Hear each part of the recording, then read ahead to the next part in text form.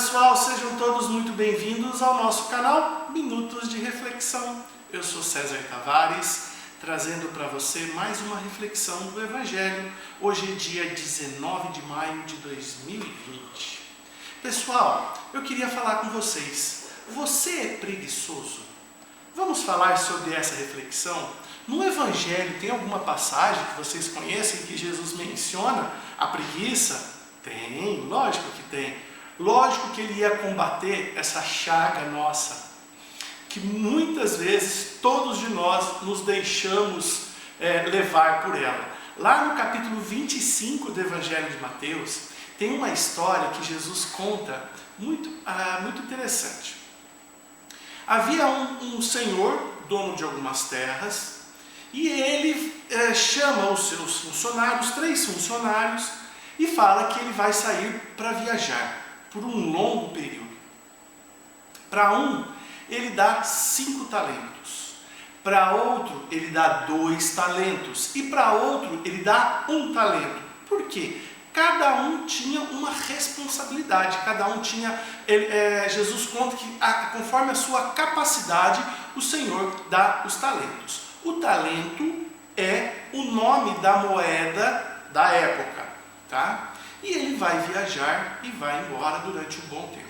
Um longo tempo depois, ele volta e aquele que tinha 5 talentos saiu para trabalhar. Trabalhou de forma incessante e quando o Senhor volta, apresenta 5 talentos para ele.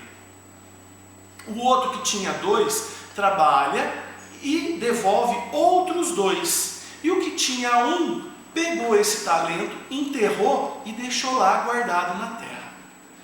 Então vamos fazer, e aí qual foi a consequência de tudo isso?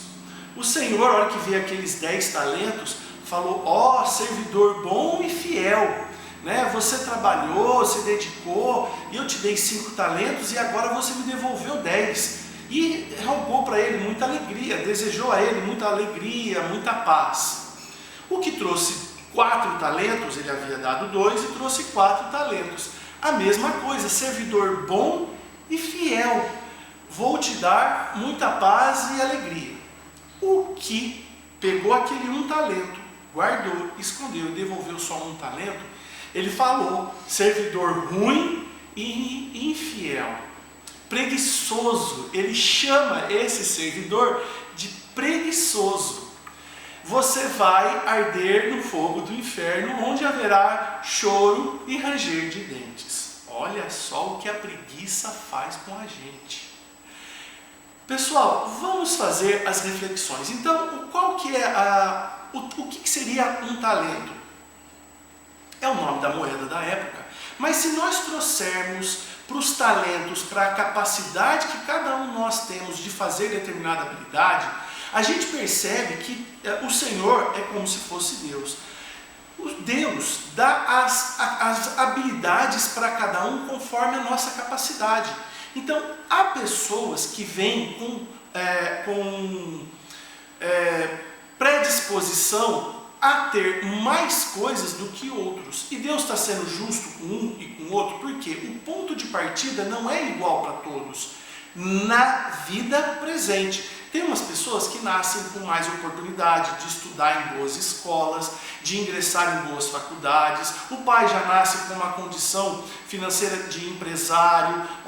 Outros nascem numa família estruturada, nem é tão abastada, mas uma família estruturada, em que os pais não se separam, os pais permanecem juntos e acabam dando para essa pessoa valores que em outras famílias não tem. Então é muito importante que esses talentos, você que tem um lar estruturado, que tem um lar onde morar, que tem um emprego, que tem uma condição de dobrar os talentos, que tem saúde, que acho que esse é o maior talento que Deus nos deu. Quantas pessoas já nascem com enfermidades que os impedem de dobrar os seus talentos? Então você que já tem saudável, reflita sobre aquilo que Deus lhe ofereceu. Tá? Não estou falando só da parte financeira, né? Mas a família estruturada, muitos já têm, né? A saúde, São talentos que Deus nos deu e que você pode dobrar. E para cada um, Ele deu uma quantidade. Tá? E aí, eu queria ver com vocês. Aquele o qual o Senhor deu um único talento. Poxa, para o outro Ele deu 5. Ele olhou para aquele outro, o que ele fez? Ele ficou se lamentando. Mas também para o outro Ele deu 5 talentos, para mim Ele deu só 1. E ele é bravo, eu sei que Ele é severo. O que eu vou fazer? Eu vou guardar e esconder. O que você está fazendo com a sua inteligência? Esse é o talento que Deus te deu. Se você está ouvindo esse vídeo, você tem capacidade de entender e tem capacidade de dobrar este um talento. Tanto que, quando Jesus conta a história, teve um que ganhou 5, teve o mesmo prêmio do que aquele que ganhou 2. Ambos tiveram o mesmo prêmio. Eles só dobraram o seu talento. E o que você está fazendo com o seu? Cuidado, porque o que Deus fez com o servidor ruim? As consequências, quando vier a morrer, não devem ser tão boas, porque ele foi preguiçoso.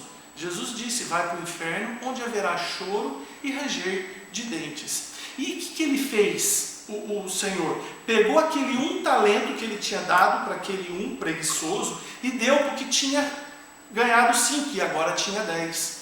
E aí o Senhor, outra coisa que eu esqueci de mencionar, ele pegou de volta os 10 talentos, né? Ele pegou de volta os outros 4 talentos do outro.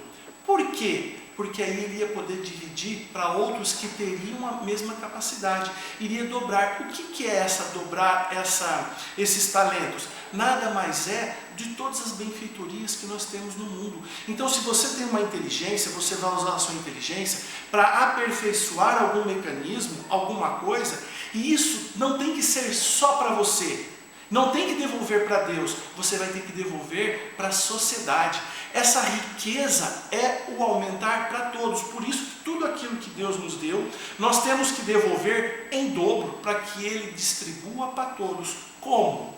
Por exemplo, os cientistas estão na iminência, de descobrir a vacina para a cura do Covid, do coronavírus. Então, Covid, eu falo Covid. Então, é muito importante que este medicamento esteja ao alcance de todos, que o laboratório não faça disso um meio de se enriquecer e ter grandes fortunas. É justo eles terem a compensação financeira, mas isso vai ser distribuído para todas, E por que Deus dá a cada um talento? Segundo a sua capacidade. É a mesma coisa que nós dermos uma pérola para os porcos, você já deve ter visto essa anedota, Então você vai dar um diamante para os porcos? Não. Por que eu vou dar um talento para uma pessoa que não tem capacidade? Por que eu vou dar a pessoa ter acesso a descobrir, através do sonho, alguns mistérios da física quântica, se ele tem uma inteligência muito limitada ainda, muito aquém daquilo que seria possível compreender. Ele mal sabe uma equação do 2º grau, ou quem diria, uma equação do 1º grau. Uma pessoa que tem essa dificuldade, sabe somar o 2 mais 2 só. Por que Deus daria a revelação de um mistério da física quântica? Ele vai dar para um cientista que tem capacidade de entender, interpretar e difundir isso para todos. Então, pessoal, não vamos nos revoltar com umas pessoas ter mais do que nós, porque nos é dado aquilo que nós temos capacidade de trabalhar e dobrar. E aquilo que Deus te deu, você está fazendo um bom jus disso? Será que você não está sendo preguiçoso? As consequências da preguiça são terríveis, segundo essa história contada pelo Evangelho de Mateus. Então, pessoal, é muito importante nós não confundirmos a preguiça com a resignação.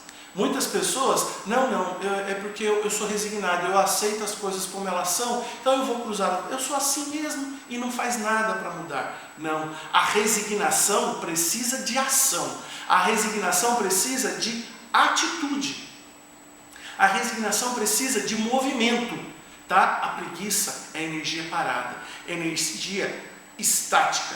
Então é muito difícil às vezes a gente entender o que é resignação e o que é preguiça. Tá joia? Faça essa reflexão dentro de você, analise e força, observe-se e veja e trabalhe a preguiça interior. Um beijo no coração de todos e até o próximo.